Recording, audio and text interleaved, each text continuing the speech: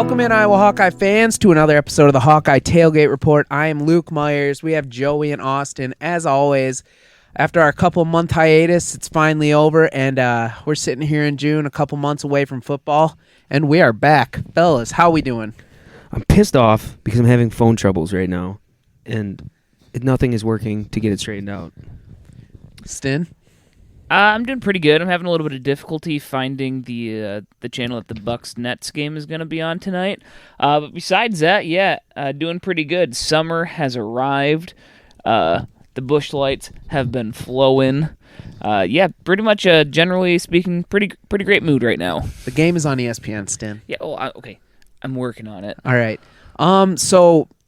When was the last time we recorded? Probably early, mid-March. It was before the.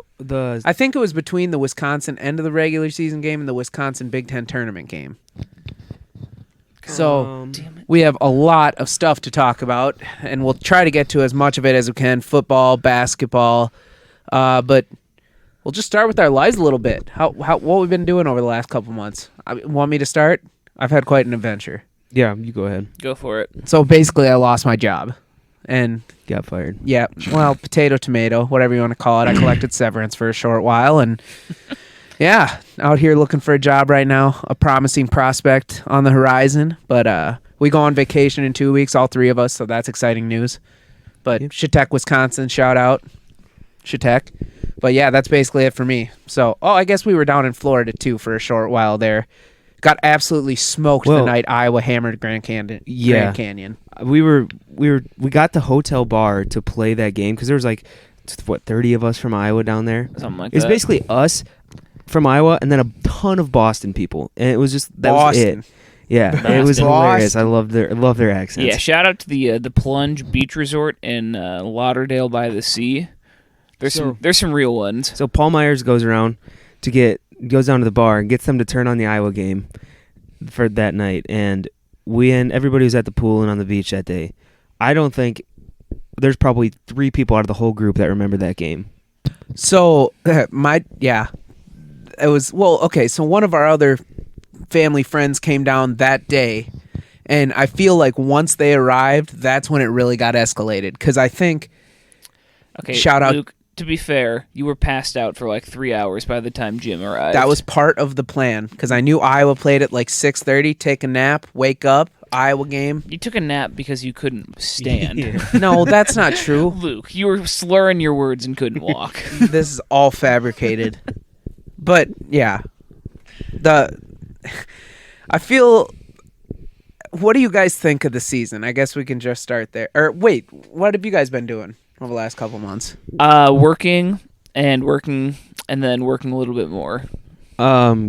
Getting absolutely smoked in softball once a week. Yeah, we're bad. I've been getting out to the bars more. That's nice. Been dining downtown outside. Yeah, this is really the first post-COVID podcast, isn't it? Yeah, I've gotten vacied since the last time we spoke. Shout out to us. We're 100% vacied. Pfizer gang only. Mm-hmm. Yep.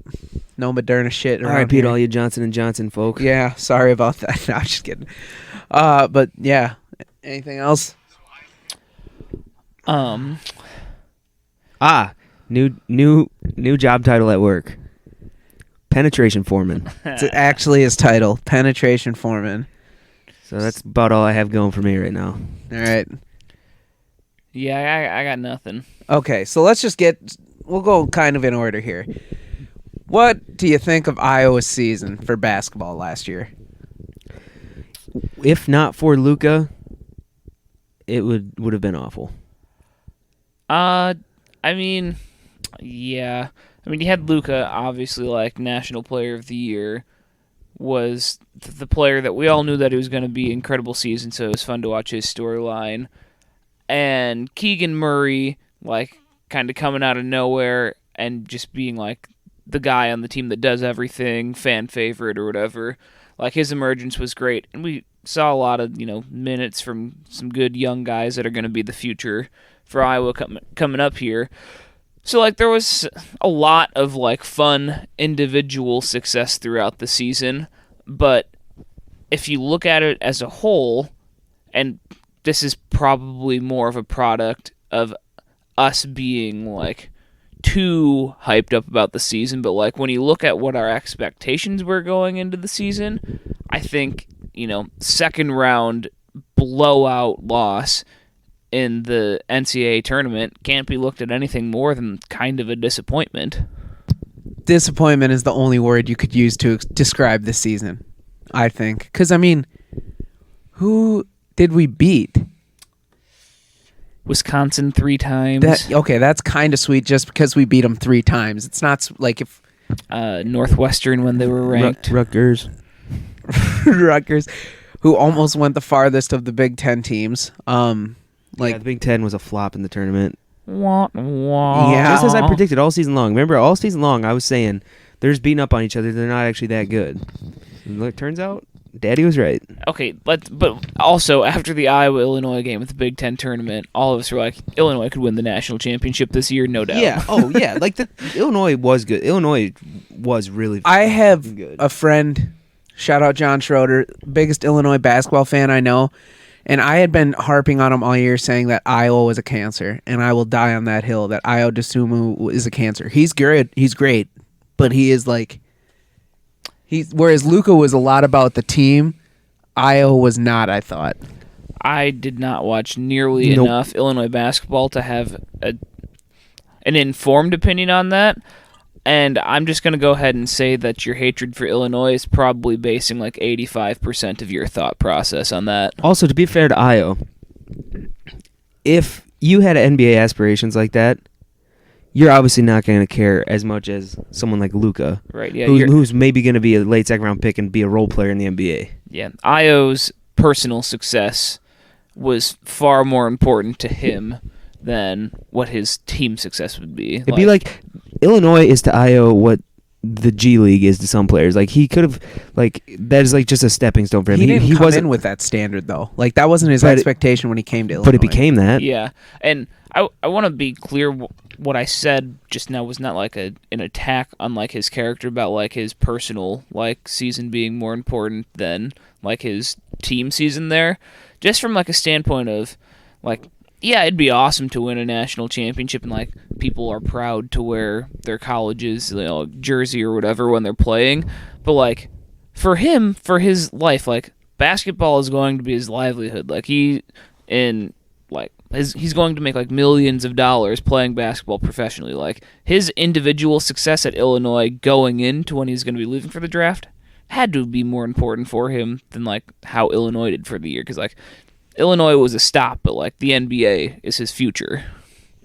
Yeah, I do hate Illinois a lot. They're probably the team in the Big Ten. I think now that we swept Wisconsin this year, they kind of filled a void of the team I absolutely cannot stand. Especially who was there? Not Coburn or Io. Who was what was he? Number 5 or number 12? Frazier? No, the one that always fights with Connor. Yep. Yeah, I know. No, I think it was. He was like their third best player outside of Io and Kofi. Was he young? Yeah. Yeah, I don't remember his name. There is something that you're forgetting about Wisconsin, Luke.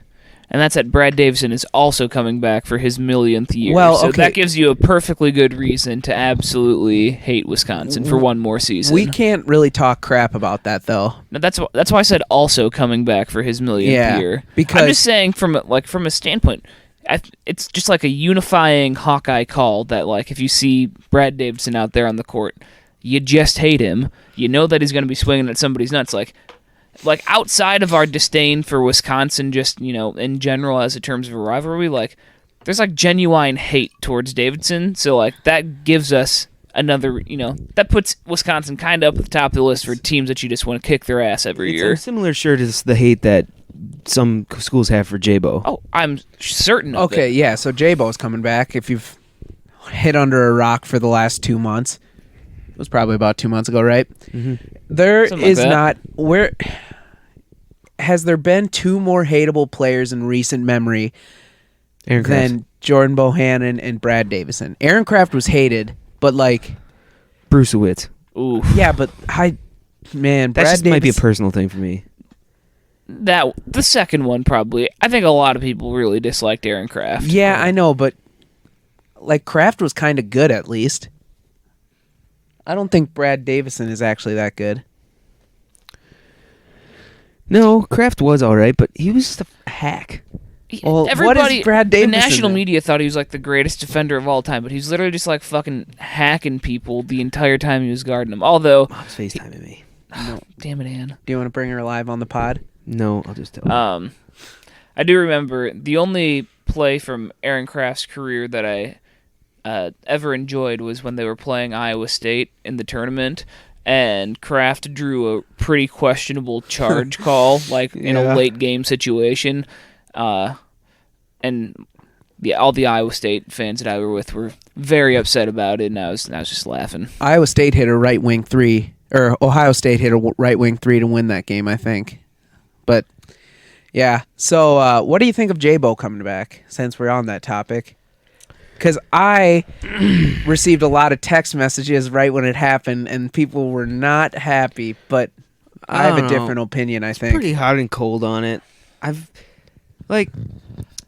I appreciate J-Bo for everything that he's done for the university. He's been one of the more electric players in recent Iowa memory in terms of clutchness. You know, his ability to shoot, create just ridiculous shots for himself. But it wasn't pretty last year. And he struggled to guard a mannequin. And I'll take him back in a heartbeat in a lesser role or in a different role. I do not want him bringing the ball up the court, and I do not want him guarding anybody. in a Josh Oglesby role is what you're saying.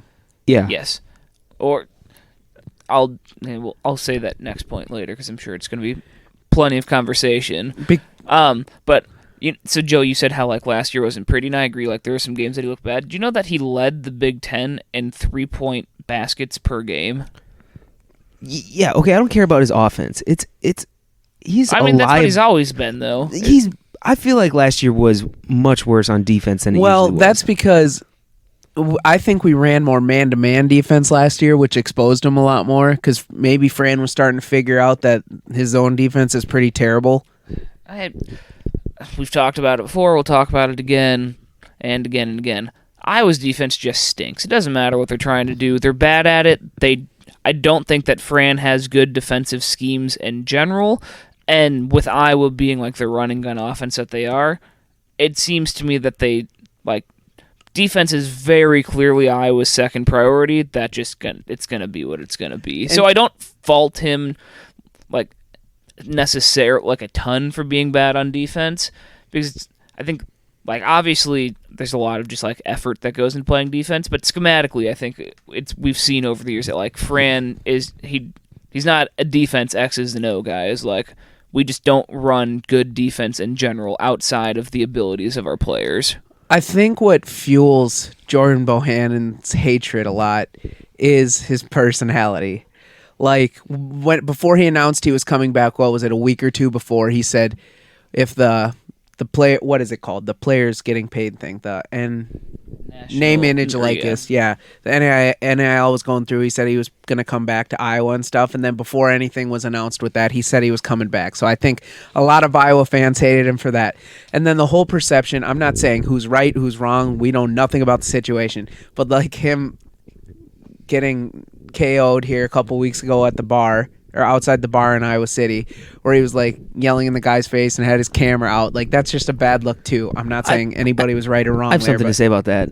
Yeah. Shit like that happens every weekend in Iowa City. Oh yeah, it's not like an uncommon like dudes get hot at each other. Is it right or wrong? Who's to say? But that shit happens a lot. Yeah, but it added to the bad look, wouldn't you say? Happened to me in Padre with a door frame. Yeah, we almost lost Joey that night. But yeah, so that I think that's where it comes from. But like after he announced he was coming back, the next day one of my cousins texted me. He was in a group chat when everybody was ripping on him, and he's like, "Are we on the same page that we don't think this is as bad as it can be?" Because who else shoots if Weezy Chris isn't Murray. coming back? Yeah, okay, well that's extremely unproven yet. I mean, you can say, yes, he's a good shooter, but Josh Oglesby was the best shooter in the history of the Iowa basketball program in practice. Yeah, I don't know. I'm very kind of meh on it. I don't feel super strongly one way or the other. On one hand, it feels like he's been around for forever, and like if he was gone from the program, like, he did what he did, but now let's see what the new guys can do. But on the other hand, I'm like, well, we lost Luka, the greatest player in the history of the team. Joe Wieskamp is almost certainly going to the NBA. Like, he's not even listed on Iowa's basketball roster anymore. C.J. Frederick has since transferred to Kentucky, and we'll talk about that more in detail. But like, we have lost the three, like, I don't know, maybe not three, but like, obviously our first two offensive options, and then like our best 3-point shooter from a team that had like the second best offense in the country last year. So having a guy that has the Iowa record for 3-pointers made, has the all-time assist record at Iowa, and will almost certainly this season set the all-time 3-point made record in the Big Ten. There's no way having that person on your team makes you worse. Just no way. Yeah, I don't hate it. I mean, it sucks to say. I'm glad. Like, I was never a big CJ Frederick guy, and Wheezy, he's gone. I like the complete reset we're doing right here, because I think getting the young energy guys out there instead of just playing defense in games when you need them to will help them develop a lot more. But where does that So after the season, there was the first mock draft for 2023 or whatever, and it had 2022, and it had Keegan Murray going 23 to the Lakers. Do you remember seeing that? Yeah, that didn't make me rock. I mean, mock drafts in general are pretty much a joke, especially ones that are predicting like a full year from now before like the basketball season has even happened. But it just goes to show that like a national audience is realizing what Keegan Murray can be. Like, not just the Iowa fan base. Yeah. Okay, anything else basketball related you want to touch on? I mean, Caitlin Clark, obviously. We got that point guard recruit. Oh, yeah, and we got North Dakota kid, Philip. Rebecca. At least I think I'm maybe butchering his name. It's Philip. Gotta be Philip. Philippe? No. Maybe a little. If there's not a thing above the I, it's Philip. Okay, Philip Rebecca. Yeah, that's how. That's a big transfer portal recruit for the Hawks. Little fun fact about him that I'm sure all Iowa fans will soon know, that he's from the same hometown in Serbia as reigning NBA MVP Nikola Jokic. Oh, you're really good at that one, but you couldn't say Philip Rebecca. Nikola Jokic is the freaking MVP of the National Basketball Association.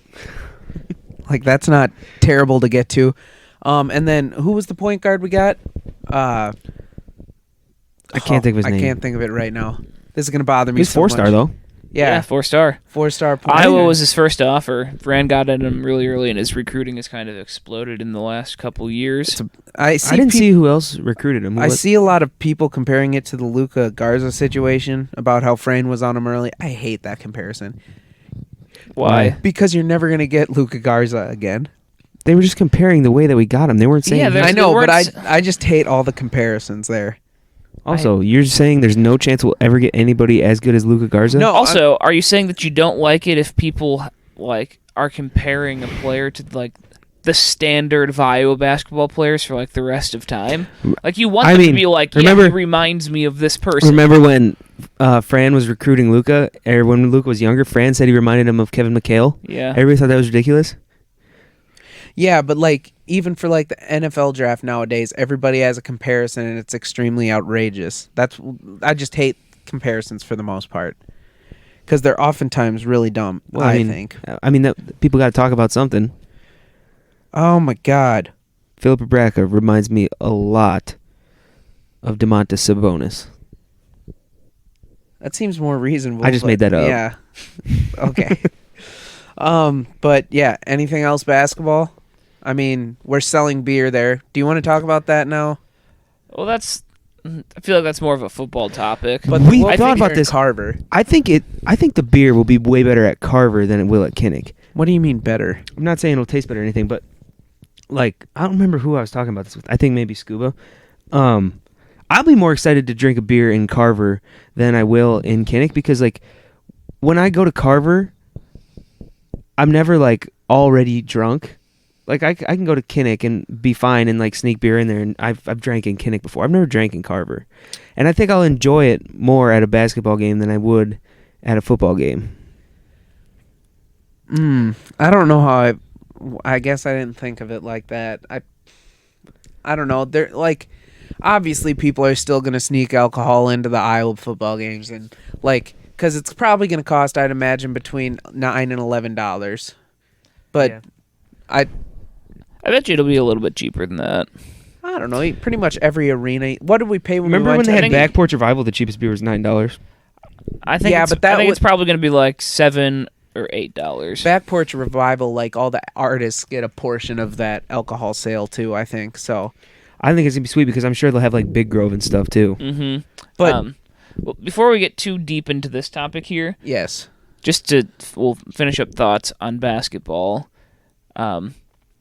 Two more things that I thought we could hit on a little bit. Yeah. We very quickly just glassed over C.J. Frederick's transfer to Kentucky. Oh yeah, shit. And there was kind of some stuff going on with that. People were butthurt about it, and I think they're pussies for that. If there was tampering, that's bullshit. I don't care that he left. It's his decision. I don't know. What do you think? Yeah, I mean, I was never as like up in arms about it as other people were. The thing is,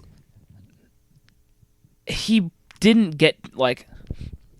If people are saying that like Kentucky had contacted him so soon or whatever, like in the middle of the season, he was already planning on leaving.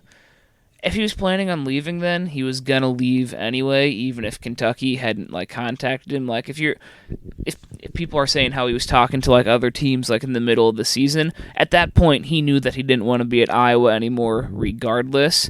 So, like, I don't know. You can't Like, it deny sucks. that he wasn't. When he was on the floor, did you ever feel like he was as invested as Luka Garza was? Nobody was invested as Luka Garza. That's Luka has way more to play for than anybody. Okay, fine. Joe Wieskamp and Jordan Bohannon. I always felt they were more into it than I CJ Frederick. almost always feel like Wieskamp's not invested in it. He shows no emotion C.J. out there. Frederick was like known to be one of the more tenacious Like, perimeter defenders on the team. and he had like just like this lethargic look about him. Like he was never real like. Yeah, but he was always scared of the shot.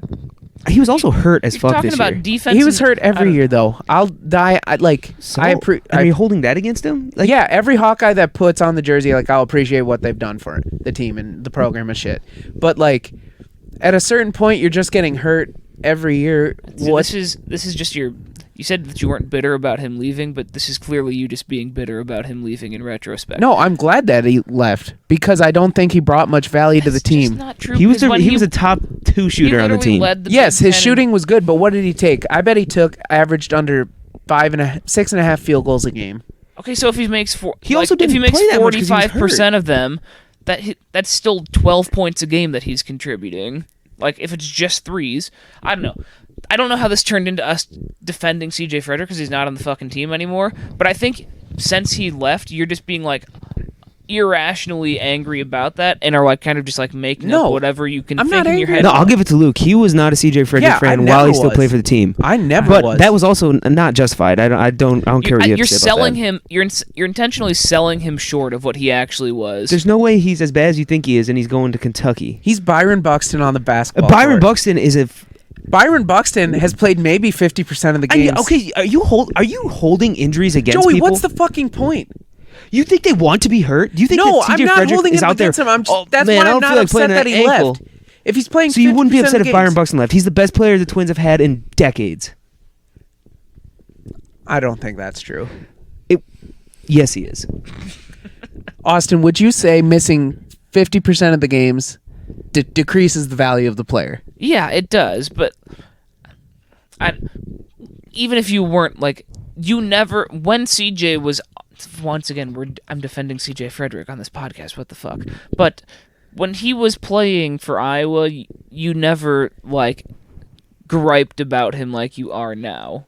I don't even. That's because I knew it was a negative or it was a bad take. Or It is a bad take. Not Thank a bad you. take. Self-aware. It That's would the be first step. Unpopular opinion to have. I knew people would jump at me right away if I would say it. What's but a bad Joey, opinion? I don't think it is. Straight up horrid opinion. Joey, would have you rather have 4 years of Joe Wieskamp the way he was, or 4 years of C.J. Frederick the way he was? Joe Wieskamp's a better player. He's going to the NBA. Okay, what's like the Comparison, most absurd like comparisons? You're like, do you want to compare? Josh somebody Oglesby or C.J. Frederick? C.J. Frederick. Well, Yeah. that's insulting to C.J. Frederick, I think. They're shooters. I don't know what Joe Wieskamp C.J. is. Frederick shot way better than frickin' Josh. So I don't. Then here you are with comparisons again. It's all There's in no the injuries point. for me. Whatever. I don't know. Honestly, I don't even remember how we started. Well, I brought us there, but You had to bring up. well, it was kind of a big Iowa basketball topic. Excuse me. Also, with the tampering thing, I do not give a singular fuck about tampering. And like with all the sports, like the NBA teams always get in trouble for tampering. If a player wants to go somewhere and people want to talk him into going somewhere, who cares? A couple years ago, when KD and Kyrie were free agents, at the All-Star game, they were playing with each other and talking and stuff, and everybody thought they were teaming up to go to New York. Well, they were, but it was Brooklyn is what they were targeting. Yeah, I don't know. I think it's a little bit bullshit if like coaches are contacting like players that are still on other teams in the middle of the season. But I also think like if you're running your program well, like you shouldn't have to worry about your guys being like pulled away from your roster like just because they don't want to be there anymore. Yeah, tampering. Especially since Kentucky sucked last year. He was probably pulling chains the whole time. I mean, Coach Cal hasn't exactly been known to be the most by-the-book Hey, yeah, basketball coach of CJ, all time. enjoy your bag from Coach Cal. Enjoy your McDonald's bag with No, 50 that was grand Tennessee. in it. Yeah, whatever. Coach Cal's doing something. Oh, yeah. You think Kentucky, North Carolina, I saw- UN, or fucking Duke, I saw a Kansas, they're report. not paying people? That's a lie. I saw a report that said Coach Cal is open to returning to the NBA. I wonder if that means there's Why some in the world stirring would up he? that- There's no. Why would he do that? He literally has a lifetime contract guaranteed with Kentucky. The premier coaches in college basketball literally gain nothing by going to the NBA. The only thing you can do when you Yeah. go to the NBA is get dogged by players that are way too good to be coached and then end up getting fired 2 years later. John Beeline. You need to. John Beeline, He coached had like some a month. problematic things in the locker room, perhaps. Yeah. But like I don't know, Billy Donovan, he was I very think- meh in the I think NBA. in order to be a successful NBA coach, like from college, you have to be. You can't be like a coach of like a really successful program for like kind of a lot of years. You need to be like the up and comer that's at like Brad a Stevens. mid major or something like that, and then move up to the NBA because that shows that you're like your coaching is still kind of like newer and it's evolving. Brad Stevens. Also, Billy Donovan's still in the NBA. I'm not saying it was. Yeah, good. but He he's just not- didn't he just get fired? No, that was no, Scott Brooks. he's on the Bulls. No, he's just not that. If- He would have been much better served moving maybe to like a more premier college I'm basketball not program. arguing. Well, Florida's pretty. Yeah, like, but they're not a they're- blue blood like Duke, Michigan State, I'd put Kentucky. them like a third but tier. They had like the late 2000s. They won back-to-back national titles. That's pretty impressive. But Joey, You don't think that team was getting paid? I'm not here to argue with you because it's not really. I'm not arguing at all about this. But do you remember how long do you think Billy Donovan's been in the NBA? I bet she's been there. He took over after Scott Brooks. Yep. That had to be at least 5 years ago. 9. Not I even. think close. it's five full seasons. He's been there a while. Yeah, and I'm saying, but like Billy Donovan hasn't been heard from unless people are talking shit about him. No, like really big name coaches, at least recently, have gone from like being a top flight coach in college to then going to the NBA and still being like as well known as like being the best coach. How did we get here? That's the beauty of the podcast. Yeah. You just find yourself just let along it the go? way. And the fans have missed us, so they just like hearing our voices. Okay. Did you have another I basketball think. note you want to talk about? I just think it's worth mentioning the women's basketball team Well, making I'd- it to the Sweet. Yeah. You said like 3 things about them. We haven't talked about them. Like I made it to the Sweet 16. Caitlin Clark is more than I think that we could have ever asked for. Just like we got basically the whole team coming back next year. Megan Sonano, their first name's Megan, right? No Anyway, clue. she led I know the who you're talking nation about, in though. field goal. Monica. Monica. She led the nation in field goal percentage last year. That's so overlooked. And she's coming back. And all three of the recruits in Iowa's next recruiting class all three of them are ESPN top 100 players. That is freaking absurd. They're going to be a top. They should be rated top 15 before the season even tips off, and then come late February, early March, they should be in conversation for a number 1 seed, I'd imagine. Let's not be doing that. We've done this before for Iowa men. We'll do it again, and baby. I've been hurt too many times. Iowa men never had this much going for them, though. We were what, number 5 in the preseason poll last year? Yeah, but what did we have, Luka? Now we have Caitlin Clark and all these recruits. He was the National Player of the Year, so it's a pretty big thing going for us. Anybody could... Hindsight's 20/20, but anybody could look at Iowa on paper last year and said they weren't going to win the national championship. It's just a fact of life. We could be excited about the early ranking and stuff like that. Yeah, but no. The best part of being a fan is being irrational about everything. So, who do you trust more, Fran McCaffrey or Lisa Bluter? Lisa Bluter I trust Lisa Bluter has recently led teams to a Big Ten championship, an Elite 8 appearance. She's been here for nearly 2 decades. I like Fran too, but he has not gotten nearly the results that Lisa Bluter has gotten on a more consistent basis. I'm actually on the record saying that I would take Lisa Bluter's the second outside of the Brands, obviously, but she's the second best coach at Iowa, all sports. I mean, what do you got? They're all good. You think?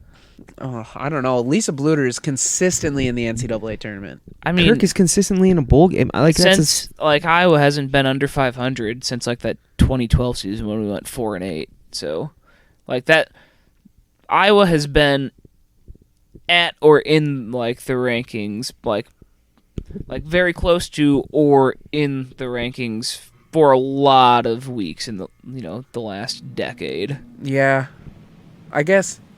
Yeah, 2014 was a bad year for football, but we're still above 500 somehow.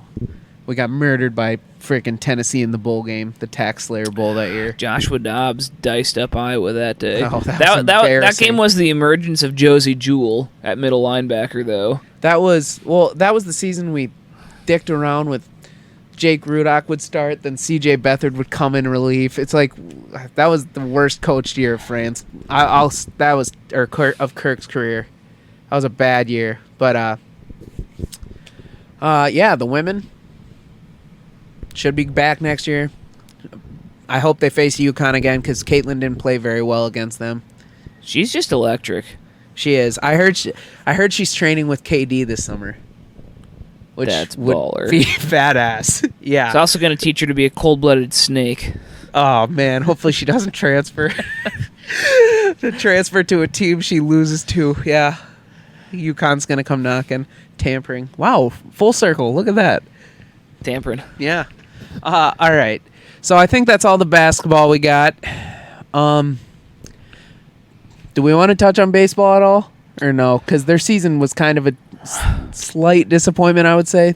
Well, they were supposed to make it to the regionals or something like that. No, they had pretty low expectations coming into the season, and then started playing really well for the middle of the year. And then when it got to the point where they should have easily locked up a regionals at large bid, they lost 2 consecutive weekend series to bottom third teams in the Big Ten.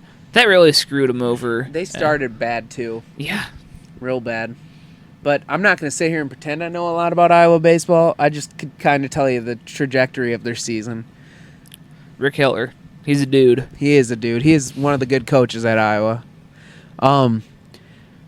We were messaged and told to mention the men's track and field team. Finished top of the Big Ten. Shout out.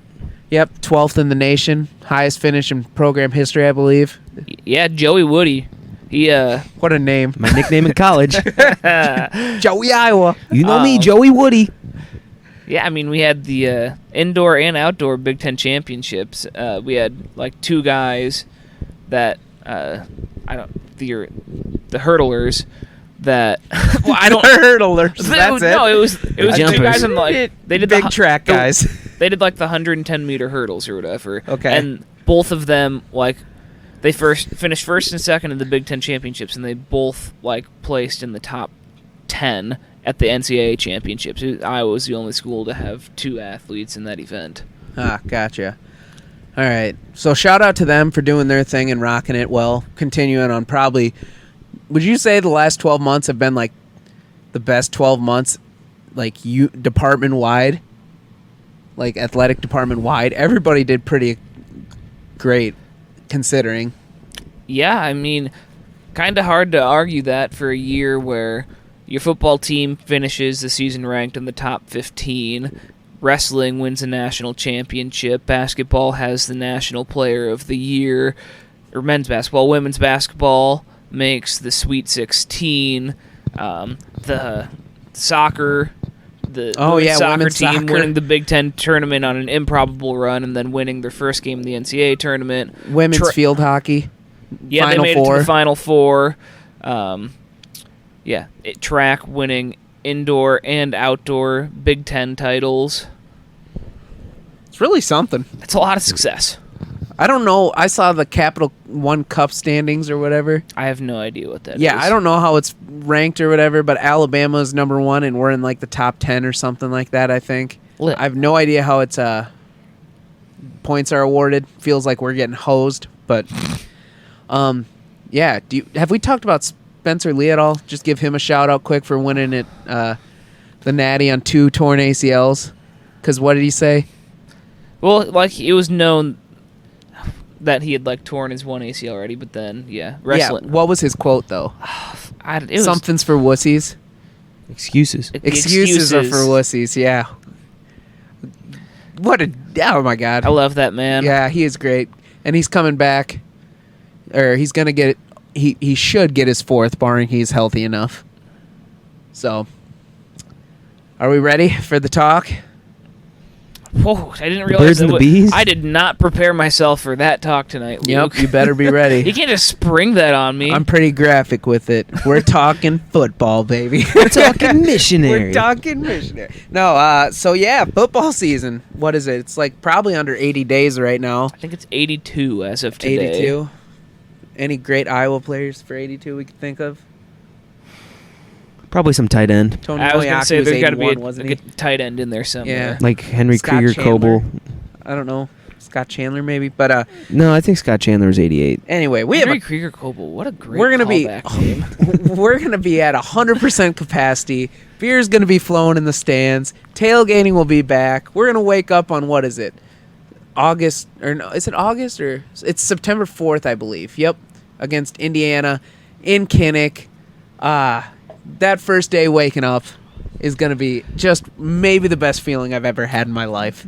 Back in Black at 5:30 a.m. is Ugh. going to hit harder than it ever has before. Especially if we're living on Melrose. Oh my gosh, yeah, Joey and Austin are eyeballing a house on Melrose right now. Pray right for up us. in Kinnick. We toured a house last night that has a perfect backyard. They rented out for tailgating, and So we're finding out tomorrow if we got the house. right on Melrose Avenue. It's incredible. So if we do get the house, that's an open invite for everybody that wants to stop by. Come by, have a beer. Stop by the place at Melrose. We'll have a good old time. Free beer. One free beer. Unless you make friends with on the us. Hawkeye Tailgate report. Yep, you got to be And- interviewed. And your girlfriend has to Asterisks, give us a kiss. Unless that's illegal. I don't know if we can advertise that over a podcast. What? Soliciting?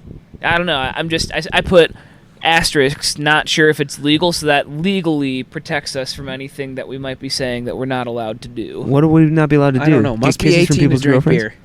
Oh. Well, that. Well, and I still said 18. Yeah, you have to be 18. Yeah, you got to be 18, everybody. Listening. 21. All right. 21.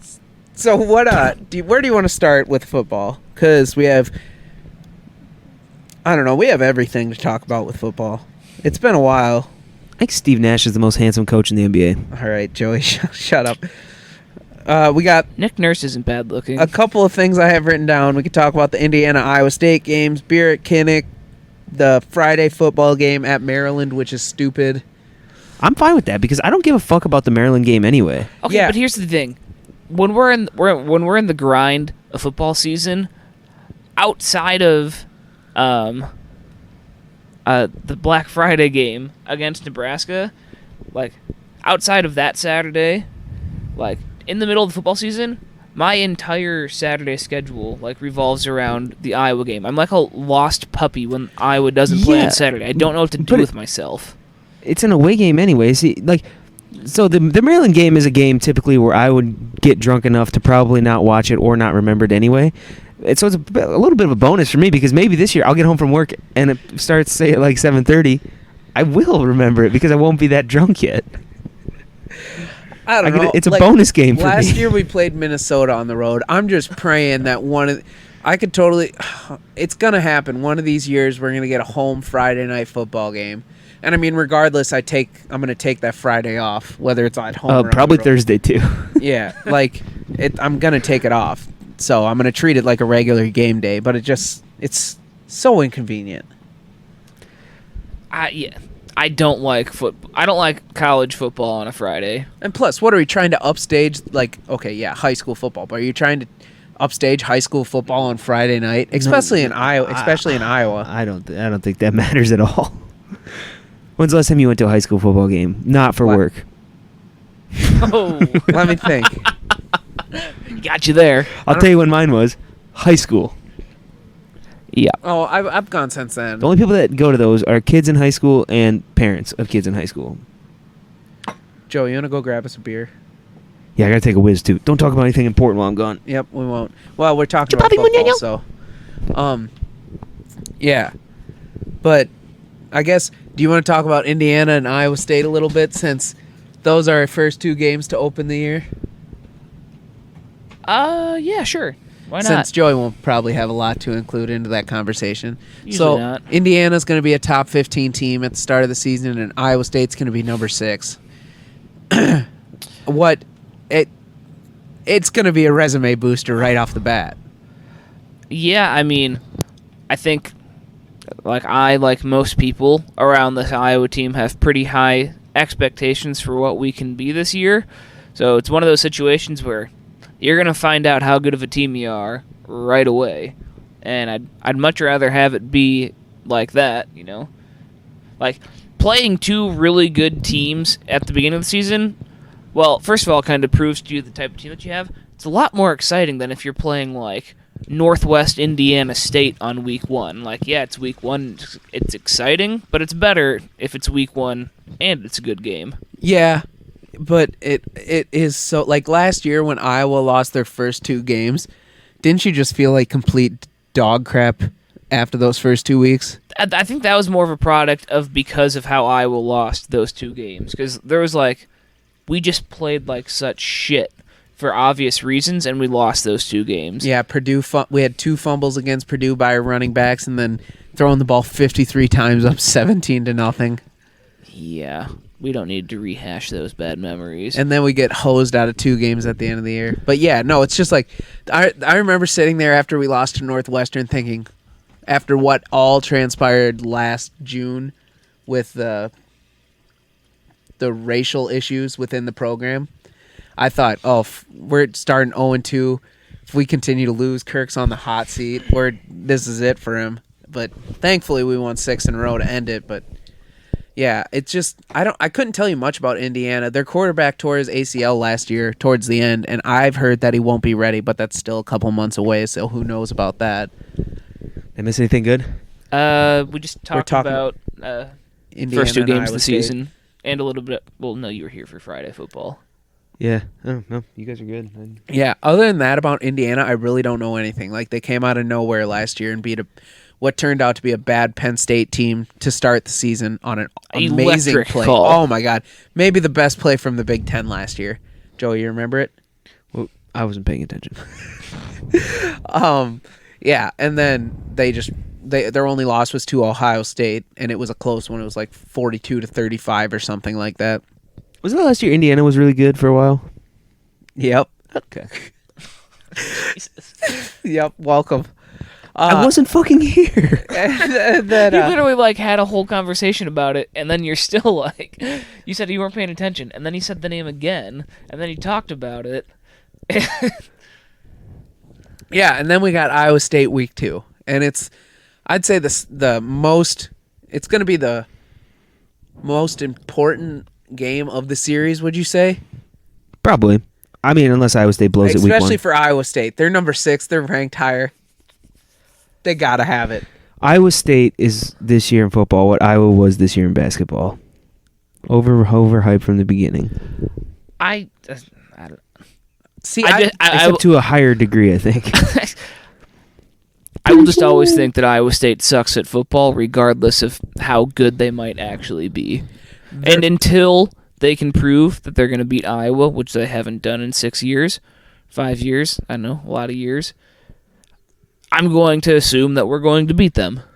I compare them to 2009 Iowa football started 9-0, won the Orange Bowl. Everybody came back the next year. We went like 7-5 or 8-4. Yeah. The year after that, or in 2015, 12-0, lost in the Rose Bowl. Everybody came back the year after that. Basically, we went 8-4 in 2016. Drop-offs happen, especially when Oklahoma was down last year and like Texas wasn't good, which I don't know if they ever will be good. Maybe just their mentality of Texas is back, but I do think we have more than enough to handle all of them. Our secondary is more experienced. Our linebackers are more experienced. Our line is going to be a question mark, but I don't know. We always seem to have at least one person show up and kind of wow everybody, but I don't know. That game, I want nothing to do with Ames this year. And that game, I will not be going there to watch it. I will not be tailgating there. You got to give the tailgate scene.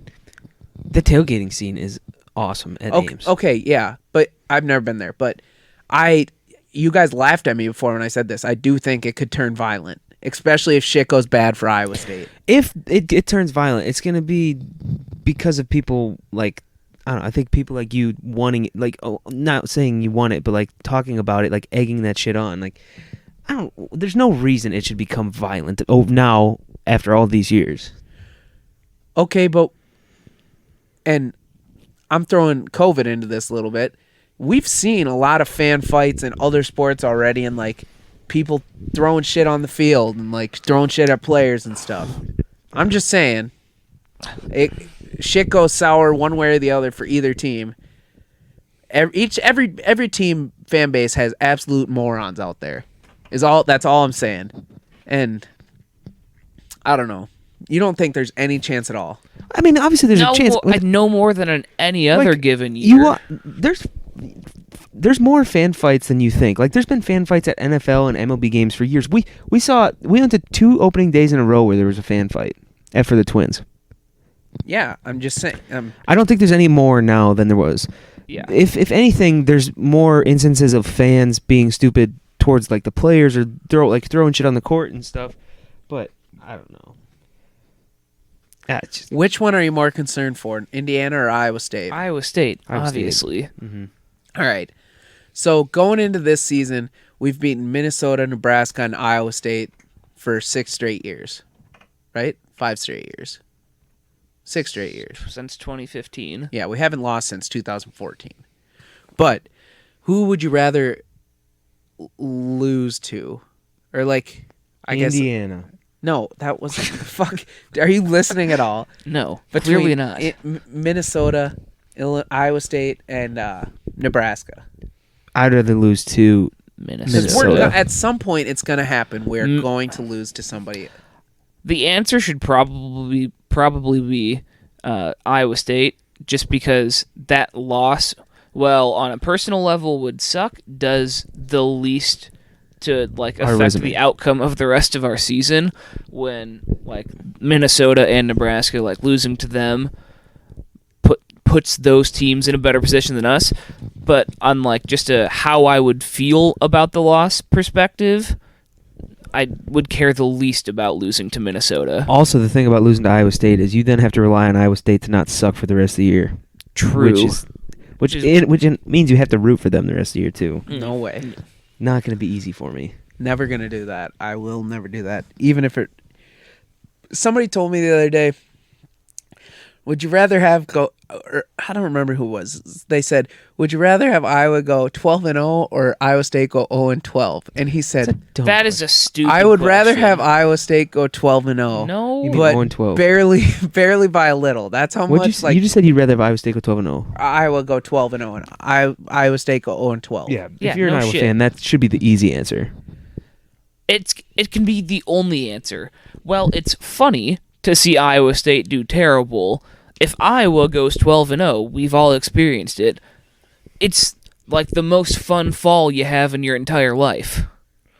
Yeah, it is. That 2015 year will be untouched until like December 4th. Was that the date of it? When we lost in the Big Ten championship game? Something like that. Which hopefully we can get back this year. We finally figured out Wisconsin last year. If we can continue to get their number, there's no way Northwestern can stay good forever. Turns out we just needed to have Tyler Goodson running the ball for us. Yeah. Yeah. I mean, I think he could go after this year if he wanted to. He has a good year this year, 100 yards a game. You don't see a lot of junior running backs go to the NFL, I feel like. I feel like a lot of them go after Especially their out of the senior Big year. Ten. Yeah. I It's an SEC running back, maybe. I think you could see him go. I had somebody, Austin, let me ask you this. Do you think Tyler Goodson's elite?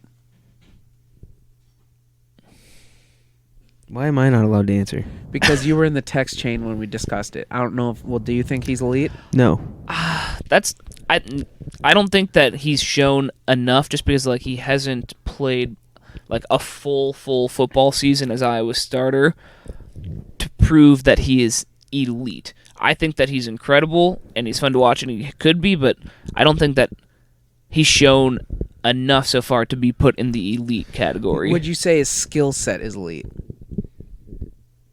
He has the potential to take the next step, I think. But I've said this all along. I said this last year. Mekhi Sargent, it seemed like if there was a hole, Sargent had more of an ability to hit that hole now and get through it. And I think Goodson's just always a step slow on that. He's like incredible in the open field and stuff. But I think if he can further his ability to get to those holes, get to those spots, I think he could become elite. I don't think he is as he currently stands. Who are you most excited to watch on the team, just in general? Tyler Goodson. I don't know. Like the real hardos would say, "Oh, Padilla. Tyler Linderbaum," or like, "Yeah, Tyler Linderbaum's gonna be great." Did you say Padilla? He said Padilla. Yeah, I don't know. I guess we did get a question from somebody who tweeted at us. Should I read I'm it? pretty excited about Tyrone Tracy too. That was it's between Tracy and Goodson for me. And I don't think our wide receiving core dropped off that much. I know ISM was a huge loss. The thing is, it doesn't matter. We don't use our wide receivers.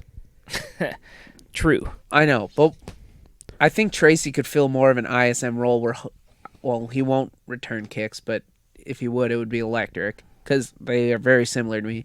But we also have Nico Reganey and Sam Laporta. Like, we'll be fine at skill positions. It's all a matter of Spencer Petras. just get it there. Probably Now, not. That was the question we had gotten. It says, does a QP contest really exist for the fall, or is the starter already anointed? If you have been watching Kirk Ferentz for the last 20 years, Spencer Petras is your quarterback until proven guilty. Yep, he has to have, Kirk does not like to have a fall football quarterback controversy, and he will, to a fault, just, keep the same starter in there with hopes that they'll get better without, seriously having a quarterback competition in a while. There's no way that, the fans want it, but even, when you heard the coaching staff talk about the, quarterback rooms last year. It has happened 2 times in 2 decades that quarterback controversies hit Iowa. There is no quarterback controversy, especially because he played better going into the end of last season. Name the 2 quarterback controversies. Jake Rudock, C.J. Beathard. Yep. And then... This one's really easy, too. Is it recent? No. A decade ago. Decade and some change. Left-handed quarterback was benched. Christensen. 4. Rick. for Richard J. Stanzi. Our Lord and The Savior. GOAT. Yeah, the GOAT. Actually, CJ Beathard's your Lord and Savior, Joey. Never forget. Yeah, I'm a big CJ guy. Yeah, well, How can aren't you we not? all? Good luck yeah. on the Jags, CJ, right? CJ plays for the Jags now, correct? Yeah, he's I going to think be he's the got a real starting chance of- quarterback. I think he's got a real chance of eventually starting some games there because you know how the Jags be with their quarterbacks. Yeah, and it's not like they just drafted like The generational quarterback. Yeah, but like I said, you know how the Jags be with their quarterbacks. we got Urban down there now though. All right, we have And another- our man Doyle. No, he got briefly. He quit Yeah. For right at- one That was a day. terrible look for How Urban did they Meyer, not and I'm know not that- surprised How by did they it. not know that's what was going to happen? Yeah, I don't know. I don't know what was happening there. I don't even know where he's at now. But Home? Not employed. Yeah. Sitting with his $1.2 million that this university gave him to stop being employed. plus the 800,000 he made for the last Yeah. half decade. Yeah, he's not hurting. Don't feel bad. Sheesh. Another football question here. How long will the first game's beer snake be from the new beer sales? My No. over under is 25 feet. That's a great question. See, I have a take here. I think security's going to crack down on it real quick. Yeah. Oh, for sure. Well, and like when you guys were saying, they're not selling beer anywhere near the student section. Who was saying that? yeah. Stin was. And they're released like the sections immediately adjacent to the student sections will not be selling It's beer. a chicken shit move, Barta. If that's Coming you. from a chicken shit guy. He's just covering up. He needs money to cover up for his lawsuits. Also, he's had I'm in the fairly past. convinced any beer sold in the stadium will be in cans. Yeah. But you could also just do the staff. So, someone brings a roll of duct tape, you tape them together. The beer staff. Ooh, yeah. It's probably That's we a could lot. construct Duct tape ain't goalposts cheap. with the beer cans. genius. And then take down the goalposts when we beat Minnesota. Yeah. No, but, What? So, on the beer topic, what are we thinking? Bud Is Light. Bud Light? You think they'll be Busch? I'm sure there'll be Big Grove. Yeah, there's gonna be easy. There's gonna be Eddie. like a craft stand or Yeah. whatever. I saw some winery out of the Quad Cities is trying to get in there, but I don't think that will happen. No, it's pretty common for stadiums to sell wine. Yeah, I know, but I don't think that would be. But the you know what? winery. Also, and I know this is a different thing, but at Back Porch Revival, it was Miller and Coors were the options. Yeah. I think that goes back to the who was performing. Yeah, like I said, I'm sure the group putting on the show was the one that decided there's that. no way you can be the University of Iowa and decide to start selling beer to Iowans and not be able to offer them Busch Light. You can't do it. I bet they does won't, this though. does this open to beer sponsorships then? Like you'll see beer logos around the No. Kinnick? I would imagine not. Absolutely not. I'm just saying, Stin. Don't freak out. It's a dumb They're question. on the- no, nowhere near the surface of play. No, the university would not accept an alcohol sponsor for like Be a lot Busch or cooler if Bud they Light. did. No way. No, I would puke if they came out with a Busch Light sticker on their black uniforms. That'd be gross. You'd puke out of your wee wee. Yeah, after a few beers, I probably would have to take a pee. You're right. Different type of puke. God. I don't even know. Okay, where do we want to go from here? Because, like, I don't even know what the home games are this year. Indiana, another non-conference, probably two non-conference games. It'll be Minnesota. We played Minnesota at home last year. It won't be Minnesota. Oh, no, we didn't play them. No. We could talk about Where was my Minnesota Vikings getting our Emir Smith-Marset in the draft Okay, and me hold on, having a hold chubby. on. We got Indiana at home, Kent State at home, Colorado State at home, Penn State at home, Purdue at home, Minnesota and Illinois at home. I was right. Yeah. Suck it. Sorry. Yeah. I mean, it's a fine fine conference schedule. We're supposed to go to the Wisconsin game, which you guys might still on October 30th. Oh yeah, big time. Yeah, it's not we might and you're supposed to. You're the one that is potentially backing out. Me and Joey were never in jeopardy of not That's going not a up Friday there. game, is it? No. No, it's Saturday. We're still gonna go on Friday, Duh. maybe Thursday. Yeah. Right, Scuba? Would you guys want to go to a different game as well? Nope. Maybe go to Nebraska? Maybe I'll find some friends. To I go to will never Nebraska. step foot Go to Northwestern again, Why? so you can stay in Wrigleyville. That's fun as hell. It was Yeah, a good time. Wrigleyville's fun, but Northwestern Stadium blows, and the transportation to the stadium and back was It miserable. wouldn't have been so bad if it wasn't so shitty outside. Also, we did not prepare for that at all. What did we end up doing? Taking the train on the way No, back? we Ubered again. We said that we were going to take the train, we and then got we never. in line for the train and stood there for 45 We minutes. said that and we were then- going to take the train, and then never figured out which train we needed to take or how to figure it out. So then we just Ubered instead, and it took 45 minutes. We should have filed a complaint with Uber because the first 2 Uber drivers, I'm pretty sure, just never showed up after a half hour. Well, yeah, we sat at that Starbucks for 30 minutes, went all to the bathroom and whatnot, and then we went and stood at the train station, and that was a mess getting back. Fun night, Yo. fun weekend. Country club. Yeah, Le Boner. Le Boner. If you know, you know. The real ones know. Okay. Anybody have anything else football related they want to talk about? Don't want to talk about any of the other people that got drafted? No? Golston, Okay. Nixon, Panthers, Cowboys. Who else was Nixon fell. Yeah, what was up What with was that? up with that? Because wasn't he a top 10 pick at Literally, one point? Mel Kiper, at one point had him in his top 10, and then he had him moved all the way down to second round, and then So, he fell to 4. I'm pretty sure he's just going to be a steal. He's just going to be an absolute... Yeah. Yeah. Well, he did. I know he was an Alabama recruit, but he did only have one astounding year. I'm not saying he's bad, I'm just saying that's probably what pulled him down.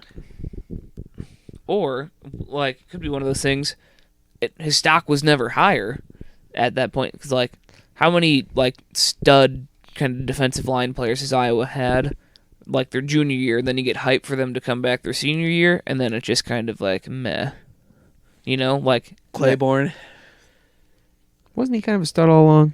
His senior year, I think he fell off a little bit. His numbers just went down because I think they stopped going to or running his way and whatnot. But I might be wrong in thinking that. Yeah, I don't know. I don't understand why he fell. I don't get it. Yeah, but who else? Golston, Nixon, ISM. Did Smith get drafted? He got signed by the Cowboys. That's Was unfortunate. Alaric Jackson? I I don't know if he got drafted. He might have been a 7th rounder. Should we ask Siri? My phone's resetting. When was Alaric Jackson drafted in the 2021 NFL Draft? She's not gonna get that. 69, 420. You go to the Rams? Yep, he went to the Rams. I don't know. It had to be it. I don't know if he got drafted. I don't think he did. Yeah. So there was only 3 then? No. Yeah, who else would have?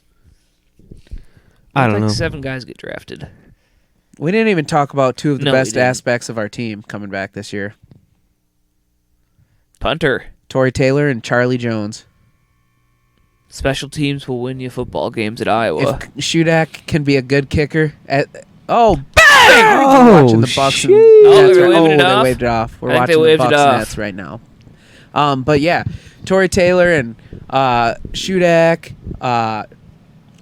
Charlie Jones. We have a pretty solid squad there as well. Charlie was electric last year in a few games. And there's been that random Twitter page just putting out the top 50 or whatever returning to college. They do different categories and whatnot. Charlie Jones and Tory Taylor were both in the top 10 respectively of their certain categories. So that's something to look forward to considering we went through corn breath years and Rostetter and Wasn't Cornbreath good? at what? Our last all right punter was Jake Kaluzzi when he helped upset Michigan in 2016.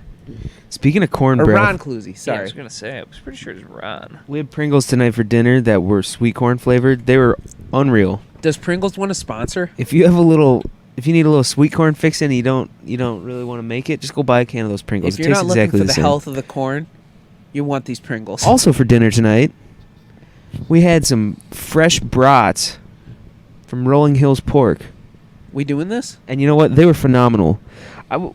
They were juicy. They were some. So we smoked them because we've been out of gas in our grill for The 6 months. entire year. And yeah, and so we smoked them, And those are some of the most like just flavorful brats. Like the meat Just on the use some inside. sexy words like succulent. A lot of times when you bite into a brat, the meat is like almost like rubbery or something Dry, like that. maybe. This is like melt in your mouth. I don't even know how to describe it, but it is so full of flavor too. Joey was like, "Oh, I was gonna grab some ketchup," but then I'm like, he bit it, and he's like, "No, I don't need yeah, it." I'm like usually I'd get like a ketchup and like a I did honey have a- Dijon mustard yeah, or something I did have like a little that. mustard, just And because.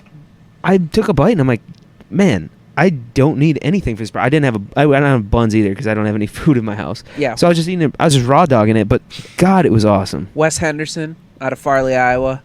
Some of the best pork we've had. Where would you rank it in your pork?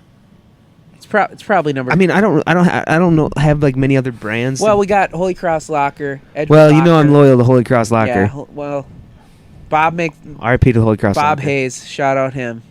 But He's still alive, by the way. yeah, Joey the said locker's RIP, closed. didn't I said RIP Holy Cross Locker, Oh, not. okay.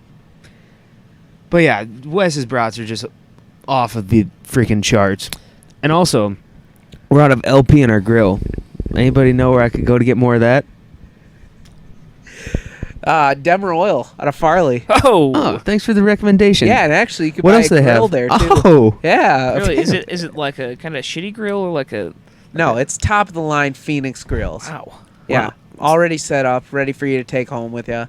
so it's better than our rusted out grill in the backyard. Anything's better than your rest. If anybody's looking for a birthday gift for me, see Toby. I would take a Phoenix grill in a heartbeat. Really? Oh yeah. Yeah, Luke. That's DemerOilInc.com, located out of Farley. Just look up their website. You know, they have plenty of different options. Lube. Lube, Lots of lube. oil. So much Two lube, fat it's cocks. uncomfortable. You don't really need to keep your house warm at this time of the year, but think about it when end of September, October comes rolling around here. So, Yeah. all right. Mention Hawkeye Tailgate Report for a 0% discount. Tell Toby the Hawkeye Tailgate Report boys sent you.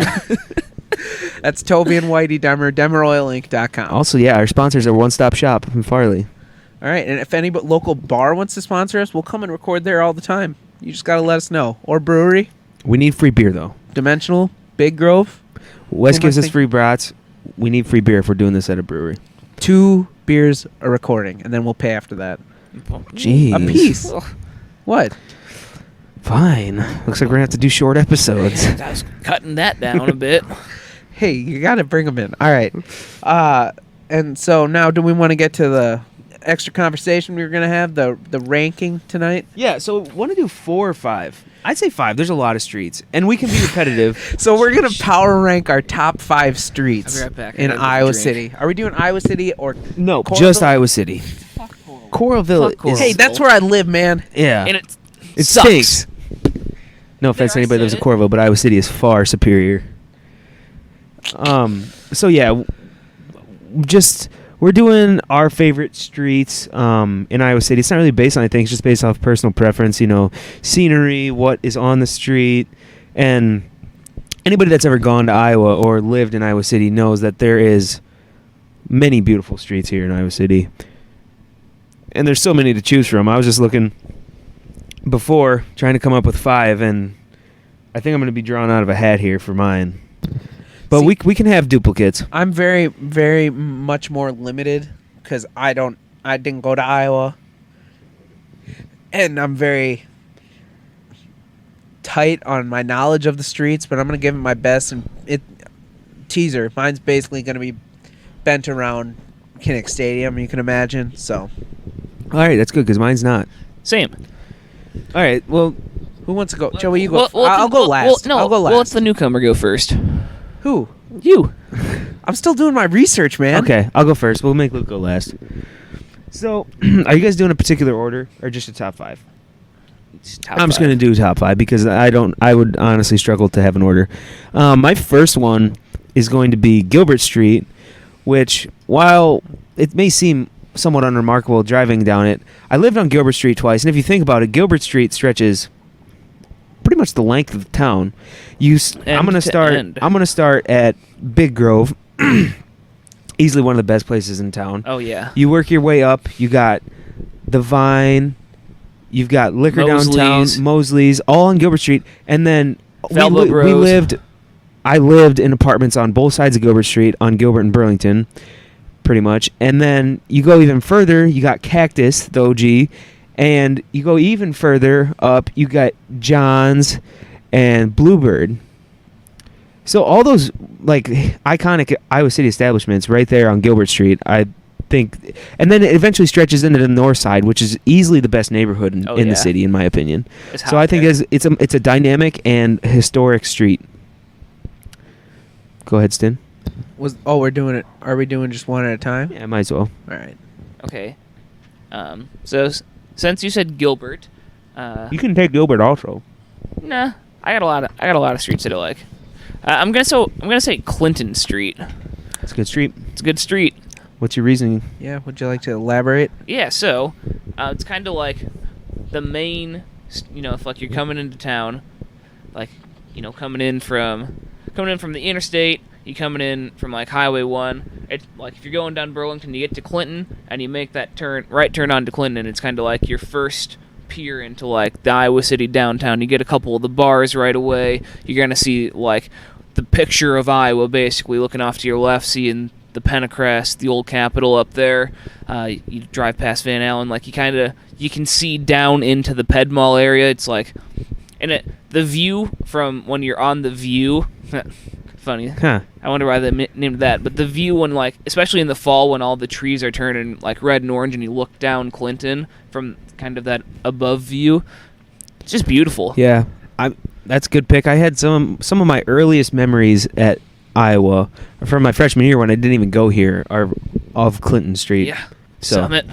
A lot of nights that I don't remember. Like Halloween freshman year, I passed out on the bench out front of the Capitol, and Alex had to come and find me. That's like a very vivid memory I have. But yeah, very good street. A lot of good establishments along there too.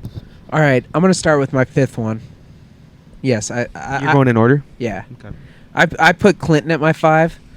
So I don't have the experiences you've had with the downtown area, but I've had experiences down there, and it is just a really cool atmosphere and whatnot. And like, you see the Capitol right there, especially when it's lit up at night. That's pretty badass to see. And just, I don't know, I just enjoy the environment or the atmosphere surrounding it all the time. So it's a good pick. Like I said, thank you. Just went there with I have awesome. the best picks, as our 45th president would say. I have the best picks. Okay. I'm going to have to go with... I mean, how do you not go with Iowa Ave? You're driving down Iowa Ave from either direction, whether you're coming from Riverside or, like, from the east. You get that view of the Capitol. Mm-hmm. Oh, it's just remarkable. Especially on like a pretty like sunset or sunrise or something like that. And then you've also got another one of my favorite places right there, Joe's. Just a fantastic establishment. Joe's Place is a great place. Their pizza is, I had it for the first time a few months ago, surprisingly delicious. Went on my birthday night, right? Yeah. Yeah, that was insane. That Hawaiian sriracha pizza. Oof. But I like that. I like the intersection of Clinton and Iowa because it's like that is like the image of the University of Iowa, pretty much. Like if you see Iowa, it's either from there or just on the other side of the Capitol. Okay, Stin. We are gonna go. I don't know. It's not really in a specific order. We're gonna go with Lynn Street. Great street. It's a great street. It's a great street, and I'm gonna tell you why. Let's hear it. That's what I like to hear, Steve. So first of all, you got a little bit of university building kind of right there, kind of, towards the south. And you're moving up, you start getting into, like, the north side neighborhood, and then you get to a point where, like, there's, some restaurants, some shops or whatever, and they just block off that section of the street, and you can dine outside. You can just kind of walk around. It's a real nice vibe there. They got the new coffee shop that went up. Polly Eyes is going to be right at the end of it there too. A lot of it just my bias for the north side neighborhood because I lived there at one point in time, and I just loved there. And Lynn is a street that goes through that area. I have a question. What is Oasis Falafel? What is falafel? It's a either Mediterranean or Middle Eastern dish that's like deep fried chickpea ball things Yeah. in like a pita wrap. I've always wanted to try it. And Oasis is like popular. Like a lot of like when I was in one class sophomore year, they did this thing where like they polled people what their favorite restaurants were. A lot of the professors like said that one of their favorite restaurants was Oasis. Let's get falafel sometime. Let's do it. But hey, Lynn Street also continues on the other side of like Van Allen there too. And that's just a cool place too, because then you eventually get the look right into downtown, like by Formosa there, and yeah, Lynn Street's a very solid choice. All right, mine's probably, I don't think it will be too popular here, but I'm going with Dubuque Street. Ooh, because you do get the downtown area a little bit, and then I love the architecture of the bridge and the whole way the river bends through there when you come over the hill by Church Street, and I love that view. That's probably I think the best view in Iowa City.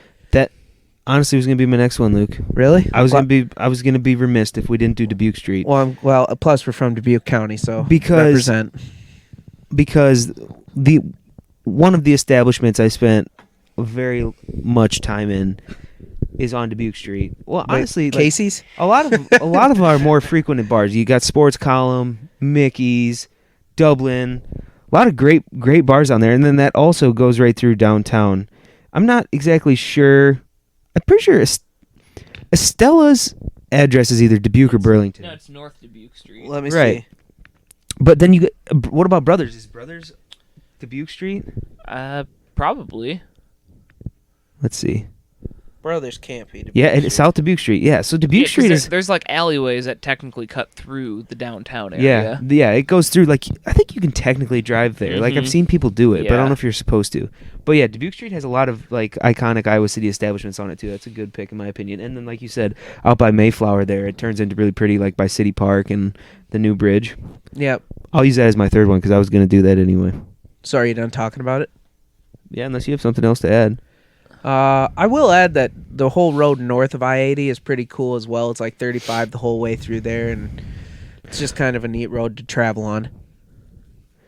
One more thing about the Dubuque Street, too, is it comes down all the way to, like, where the Johnson County offices are. Yeah. Almost, and I think I also think that part of town is very pretty. As you can tell, I'm pretty biased that I really like Iowa City, but I like that area, too. All right, Stinny. Melrose Avenue. It was bound to happen. Yeah. I mean, I don't. Joey, There's really no reason to explain on that one. Please explain.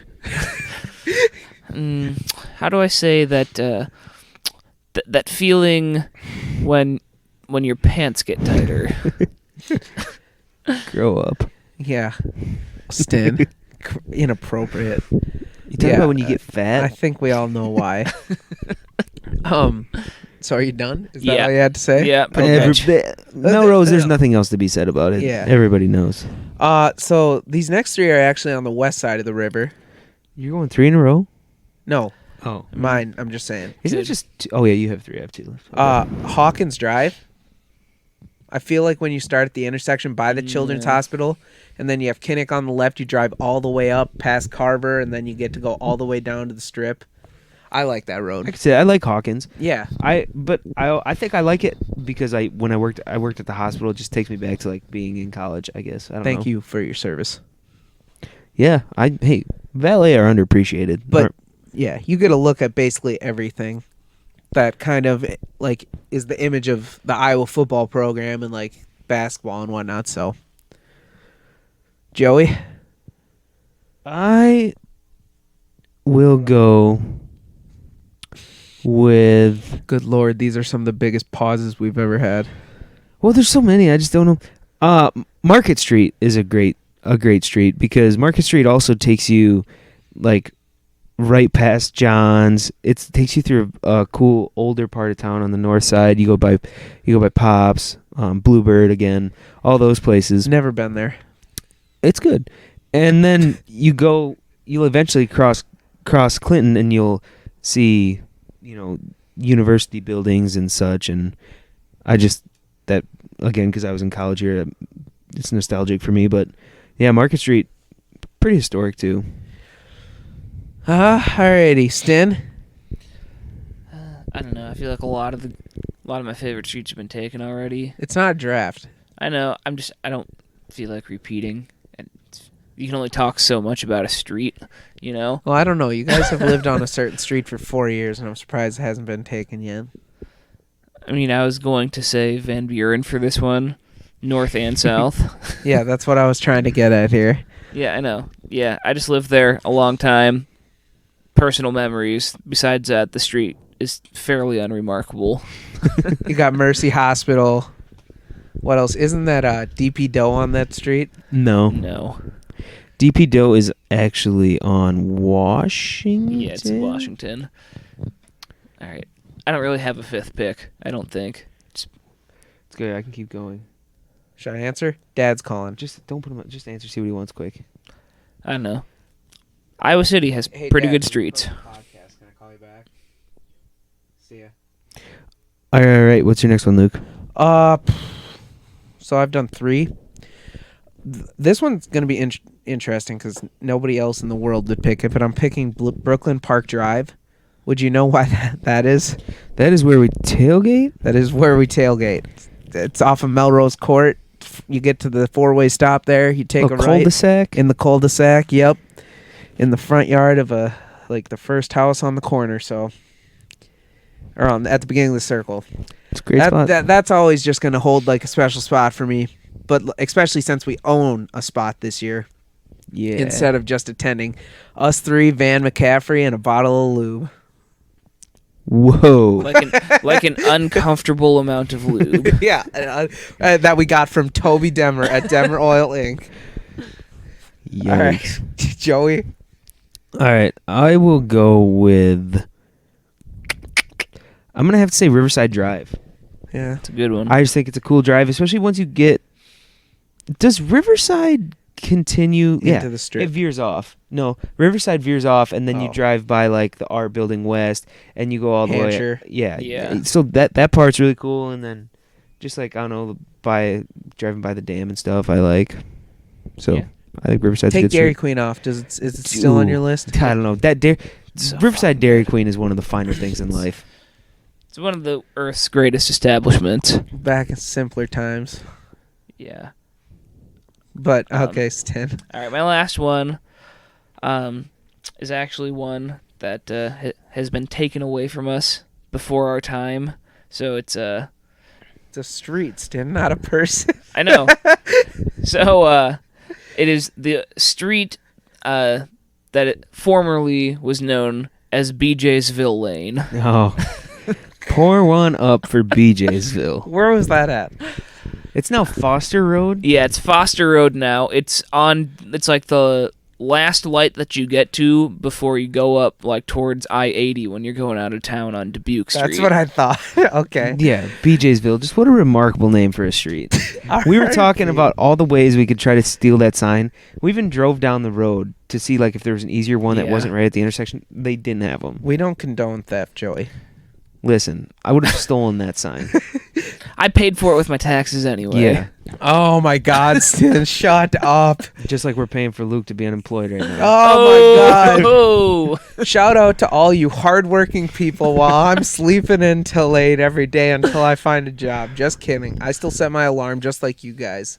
Thank you for grinding your with- service. Wow. I grind with you Thank guys for every your day. service. All right, go ahead and set your alarm for 5:30 tomorrow, just like us. I'll do it. God bless this man. I'll do it. I swear to God I will. Oh man! All right, what's your last street, Luke? And then I have one honorable mention. Melrose. Oh, okay. Yeah. I mean, you didn't say Melrose, which it's kind of weird. I knew you guys would. I knew it'd be talked. It's just like we didn't have to talk about him multiple times. It would get covered. I knew that. What were you gonna? What's your honorable mention? Fairchild Street. It's in the north side. I just think there's a lot. It's next to Davenport, right? Yeah, I just think there's a lot of pretty homes up there. When we lived there, I used to run around the area, and I always thought that I liked I'm that. kind of surprised you didn't say the place north of the river on Dubuque Street. That street that takes you back into. We went. You go back, and it's like all the houses that are like right on top of each other. That you like very much. The peninsula area. Yeah, the peninsula area. I don't know. I don't That's know. Foster Road. Yeah, that's formerly Foster Road. That's what BJ'sville's BJ'sville Lane. is. Oh, I thought Yeah. Foster Road was to the right there. No, it's both ways there. Oh. Yeah, I think. Hold on, let me double check. But yeah, no, yeah, Foster Road goes both ways now. Oh, BJsville Lane is still a thing back there on Foster Road. Uh-oh. It goes, if you turn right on Foster Road, the second left is BJsville Lane. Okay. We are not going to be there. If you're in opposition, we are not going to be there tomorrow night looking at this sign. I'll try my hardest to make sure they're not there. All right. So any other honorable mentions? Stin? No? No, what about the I'm fresh out. Bloomington's cool, but also just because it's in the north side. You know, my boy, north side. This has nothing to do with roads, but since I have lost my job, I've been walking on a bunch of trails in Iowa City, and they have a lot more than I thought, so that's pretty neat. Yeah, there's a lot of cool trails and stuff here in Iowa City. Yeah. A lot of nice parks. Gone on a few hikes. Pretty partial to Riverfront Crossings Park behind Big Grove. It takes you all the way out to Terry Trueblood. Pretty cool. Terry Trueblood. I Awesome. might have to check that out. Definitely would. But do you guys have anything else to add? Otherwise, we're gonna wrap her up. Not really. No. Yeah, no. Let's finish it. All right. Well, we have our Beer Olympics next week, second annual Htr Beer Olympics. So it's pretty exciting. Should be huge. Should be huge. Good time. It's gonna be enormous. And then we'll probably record a podcast around then too, since we'll all be together. Will anything have happened though? We could just have a short one where we just do one of these where we rank stuff or draft stuff. Last year after Beer Olympics, the next day. You remember what happened? We were hungover.